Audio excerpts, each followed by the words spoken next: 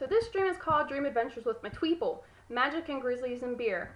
Oh my! And this is actually three separate dreams from 3 different nights, and they feature some of my friends from Twitter. And so what follows is what happens when you talk too much and become great friends with people you have never met. Distance may separate me from my Twitter friends, but that doesn't mean they aren't special enough to wind up in my dream world. In the text I put their Twitter handles in case you want to check them out. They're all writers, talented ones in my opinion, and they run with the nerd herd in all their varying, quirky, weirdo ways like me, so they're lots of fun. So the first dream is called Cedric's, the Evil Witch Supreme.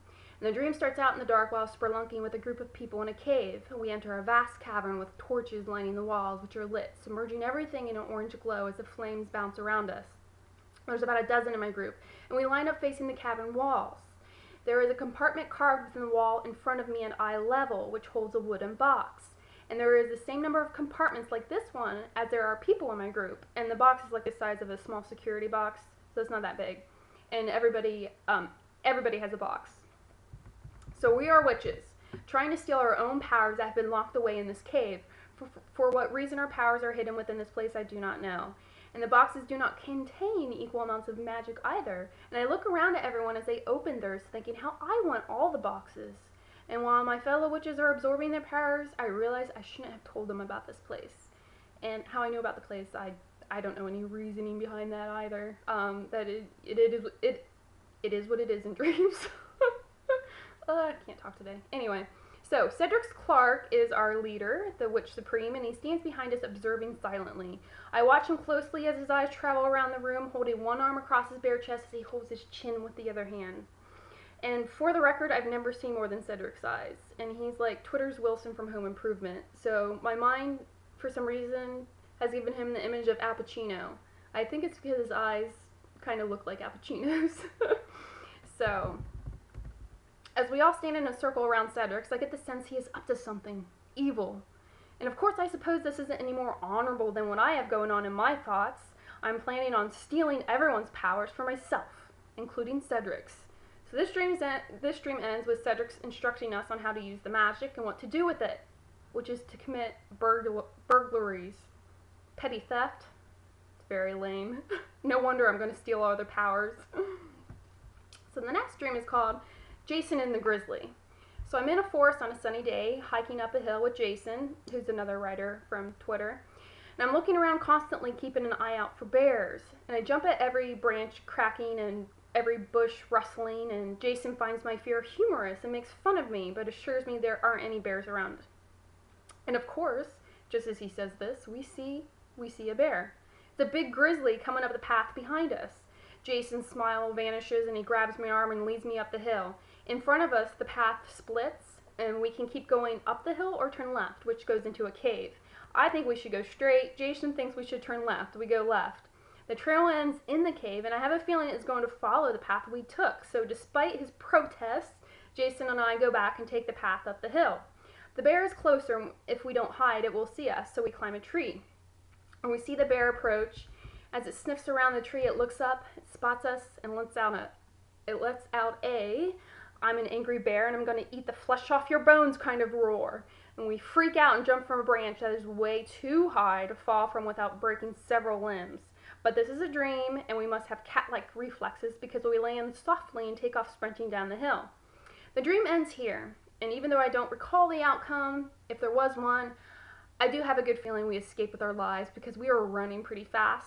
Also, there are lots of trees close together, and the bear would have been too fat to maneuver through them quickly enough to catch us. So this last dream is called Callie, Clive, and Schaefer Get Bollocks Off Their Arses in London. And Callie and Clive are more writers from Twitter. So I'm at Callie's apartment, which is a totally random place because I've never seen where Callie lives. She actually lives in Wisconsin, but in my dream she owns a loft in London. In the living room there is a handful of people, including Callie, Clive, and Daniel Radcliffe, who's an actor that is in Harry Potter. So I'm cuddling with Daniel Radcliffe, and he turns on Harry Potter because he knows I love those movies. Callie and Clive make fun of him for being so cheesy, but he doesn't care as long as I'm happy. So, for the record, I'm not attracted to Radcliffe, but I'm a huge Harry Potter nerd, so I guess that's why I was cuddling with him. I don't know. So there are a handful of other girls there. One girl is Romilda Vane from Harry Potter, and the rest I don't recognize. We are sitting around doing shots, and when we are good and liquored, we decide to go out for a night on the town. Outside, we wave down a boy in a tuk-tuk. Yes, another tuk-tuk. I don't know why, but they show up in my dreams often. I must really want to ride in one or something. But this tuk-tuk is a bit different. It looks like a round boat at Whitewater Canyon at Kings Island on wheels. It has a steering wheel at the center that we can spin to make it go around in circles really fast, like those rides at the carnival that make you want to puke. And it's $14 to take us to the pubs in London. And I don't know how much that is in pounds, but in my dream I was using American currency. So at this point, my dream self has a flashback. As I stand there on the street waiting to get in the tuk-tuk, I start thinking of something that happened earlier that evening. And that is in my dream, not this didn't happen in reality. So basically my flashback is about my dream self's sexcapades. I'm assuming this occurred before I had gone to Callie's loft. Yes, I had crazy monkey sex in my dream, and I'll give you just a brief description. My lover is someone I've never seen in reality, and I'm not really serious about the relationship in my dream, but he's head over heels for me. And he's older, like a gray-haired Richard Gere and Pretty Woman, but not as handsome. And he's kind of scrawny. So screw you, subconscious, and at least give me a hottie for some meaningless dream sex, right? So we make some sweet, passionate, slow love in his bed. Then we get crazy in the bathtub. We are standing in the tub as we kiss, and with no forewarning, he grabs my waist, spins me around, and bends me over the edge of the tub. As my entire upper body from the waist up hangs over the edge, I hold myself up off the bathroom floor with my hands. So after we get our freak on, he hangs over the edge too, as we both pan and rest our heads on the cold tiles of the floor. Then, this is where it gets really kinky. He licks the floor and eats some of my hair. And he thinks I didn't see him do it, so he does it again. And that time he sees me watching him and he's all embarrassed. I mean, like, what the fuck? So basically my dream self is getting it on with a hair eater who probably hacks up hairballs on a regular basis. Real winner. I make bad life choices too. So my flashback ends and I'm standing on the street again, except it's daylight now and a hair eater has joined our group. He's taking me, Callie, and Clive, and a few others sightseeing, and I'm not really in the mood since apparently I've been standing there on the street all night drunk having flashbacks, so there's a good chance I'm going to get hungover. But my lover's a pushy bastard and says we have to go, so we must have gotten bored with the sightseeing and dropped hair eater's ass off, because next thing I remember in my dream is Callie, Clive, and I are in a pub, drinking again, and they all want to go on stage and sing with their instruments. And they set up on stage, and Callie and a few other people have fiddles and violins and drums and whatnot, and Clive is a gigantic guinea pig in my dream. So he's on lead vocals. So I really don't want to perform, so I sneak off to the bathroom as they start playing bluegrass music. And when I go into the bathroom, the lights are flickering on and off, and there are rats everywhere. And they're like frozen, like with these big eyes, like staring at me. And I freeze. And they move like the Doctor Who Weeping Angels, moving when it's dark and then freezing when the lights are on. So I'm standing there in the middle of the bathroom, but the door is slightly open so I can see out into the pub, and Clive the guinea pig is looking my way. Like he has this worried expression on his face. Probably because I'm standing there like a dumbass too scared to move. And I yell, "Dude, rats!" And he looks like he wants to dash in to save me, but he's still performing, so he can't. So I'm screaming, "Save me, the rats want me!" Because apparently the rats want to take me and turn me into a rat to join the rat clan. So when the song ends and the gang goes whooshing by the door, and Clive grabs me, and we run out of the pub, but the rats chase us. And we're running down the street when the rats turn into birds. And we jump into a parked Jeep, and we all breathe a sigh of relief.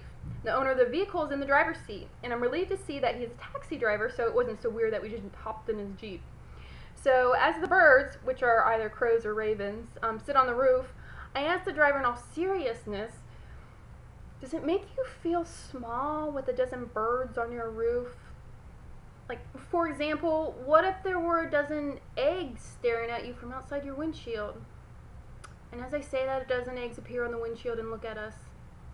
The taxi driver's looking at me like I'm either a crazy person or I'm on drugs. So there the dream ends. And I think that was a good enough ending. I mean, at least the birds didn't go all Alfred Hitchcock and gouge your eyes out. So that's it. So thanks for sticking with me as I discovered magical powers and sniffed out the evil schemes of Cedric the Witch, ran from Grizzlies with Jason, and got crazy in London with my pals Callie and Clive and a bunch of strangers. See, though distance separates us, Clive being in Ireland and the others scattered around the US, along with all my other great Tweeples, we can still meet and party hardy in my dreams. So...